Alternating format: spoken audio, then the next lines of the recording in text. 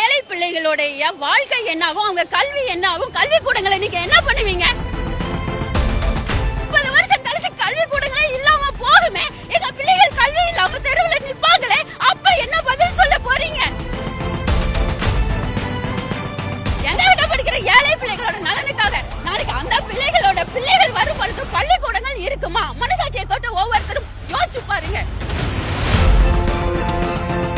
அடிமைகளை உருவாக்குவன் அல்ல என் தலைவன் தனக்கு சமமாக ஒவ்வொருத்தரையும் தலைவனாக உருவாக்கிட்டு போயிருக்கிறாரு.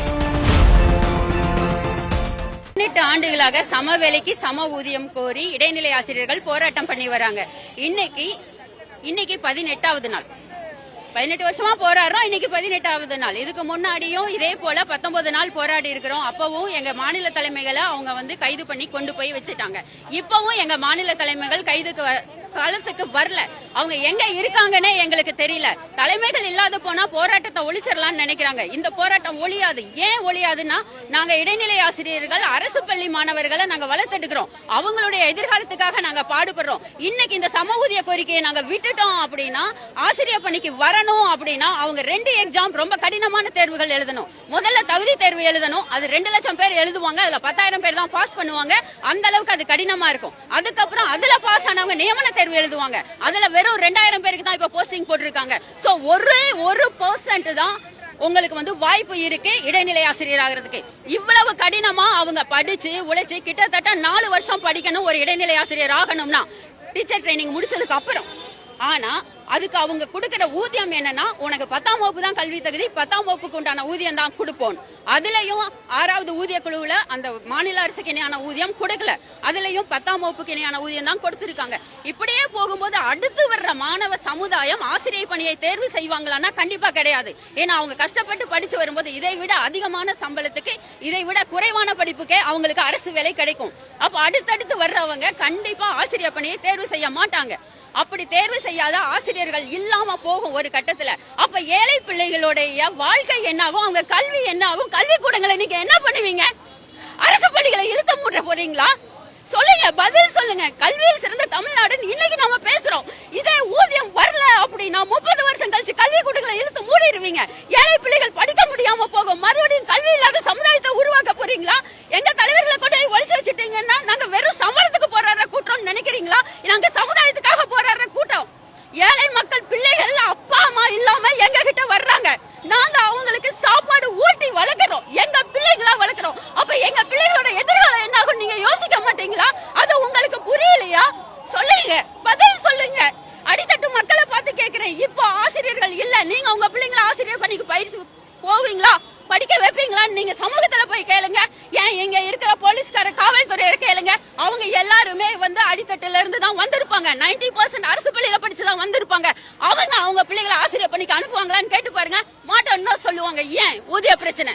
அதே ஊதிய பிரச்சனை மட்டும் இல்ல, அந்த பணிக்கு வரணும் அப்படின்னா உங்களுக்கு IASக்கு ஈக்குவலான மூளை இருந்தா மட்டுமே நீங்க அந்த 2 தேர்வையும் எழுதி பாஸ் பண்ணி வர முடியும். அப்படி வந்தோம் நீ 10ஆம் வகுப்பு தான் படிச்சிருக்கிற, உனக்கு அவ்வளவுதான் ஊதியம் அப்படிம்பாங்க. அதே எங்க பிள்ளைங்க அதே அறிவை வச்சுக்கிட்டு அடுத்தடுத்த லெவலுக்கு போக முடியும். அப்ப ஒரு சமுதாயம் ஆசிரியர் பணியை தவிர்த்து விடும். ஆசிரியர் பணியை தவிர்க்கும் பொழுது ஒரு தலைமுறை கல்வி இல்லாமல் போகும். அப்ப நீங்க மறுபடியும் கூலி தொழிலாளர்களை உருவாக்க போறீங்களா? கல்வி இல்லாத சமுதாயத்தை உருவாக்க போறீங்களா? காமராஜர் இதுக்கு தான் 1 கிலோமீட்டருக்கு ஒரு தடவை ஸ்கூல் கட்டினாரா? இதுக்கு தான் நீங்க இன்னைக்கு கல்வியில் சிறந்த தமிழ்நாடு இன்னைக்கு பேர் வச்சு கொண்டாடுறீங்களே. 30 வருஷம் கழிச்சு கல்வி கூடங்களே இல்லாம போகுமே, எங்க பிள்ளைகள் கல்வி இல்லாம தெருவில் நிப்பாங்களே, அப்ப என்ன பதில் சொல்ல போறீங்க? சொல்லுங்க. இதுக்குதான் நீங்க அரசியல்ல இருக்கீங்களா? இதுக்குதான் நீங்க IAS படிச்ச ஆட்சியாளர்களா இருக்கிறீங்களா? யார் சொல்றீங்க இவங்களுக்கு கொடுத்தா எல்லாரும் கேட்பாங்க அப்படின்னு? ஏன் கொடுக்க கூடாது சொல்லுங்க. யார் போராடிட்டு இருக்காங்க? நீங்க யாருக்கு வாக்குறுதி கொடுத்தீங்க? எல்லாருக்கும் வாக்குறுதி கொடுத்தீங்களா? நீங்க எங்க துறை அமைச்சரா இருக்கிறீங்க, ஆனா அடுத்த துறையை பத்தி இவ்வளவு கவலைப்படுறீங்க. உங்களுக்கு கொடுத்தா இதே ஊதிய பிரச்சனை எல்லாருக்கும் இருக்குது. எல்லாரும் வந்துருவாங்க. யார் வர்றாங்க? இன்னைக்கு போராட்டத்துல யார் நிக்கிறாங்க? நீங்க யாருக்கு வாக்குறுதி கொடுத்தீங்க?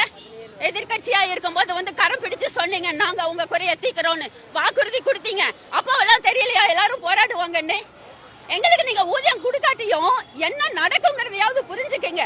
நாங்க போராடுறது வெறும் பணத்துக்காகவோ காசுக்காகவோ ஊதியத்துக்காகவோ மட்டும் இல்ல. எங்க கிட்ட படிக்கிற ஏழை பிள்ளைகளோட நலனுக்காக. நாளைக்கு அந்த பிள்ளைகள் வரும் பொழுது பள்ளிக்கூடங்கள் இருக்குமா? மனசாட்சியை தொட்டு ஒவ்வொருத்தரும் யோசிச்சு பாருங்க. தொலைநோக்கு பார்வையோட சிந்திச்சு பாருங்க.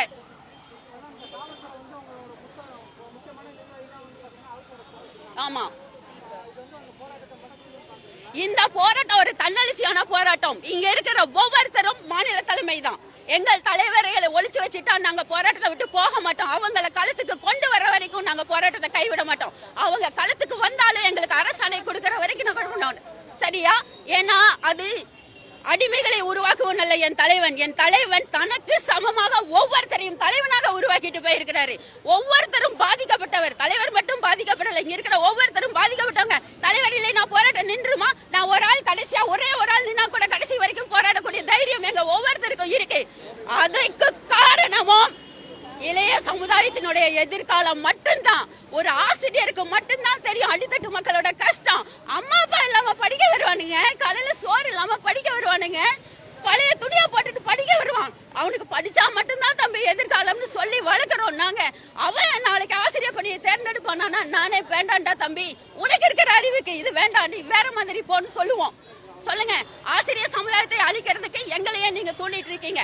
இப்ப எங்க தலைவர்கள் இங்க வரணும். எங்க தலைவர்கள் வர்ற வரைக்கும் நாங்க களத்தை விட்டு போக மாட்டோம். எங்க தலைவர்களை நீங்க ஒழிச்சு வச்சுக்கிட்டீங்கன்னா, எங்க தலைவர்கள் இல்லாம போயிருச்சுன்னா போராட்டம் நின்றுமா?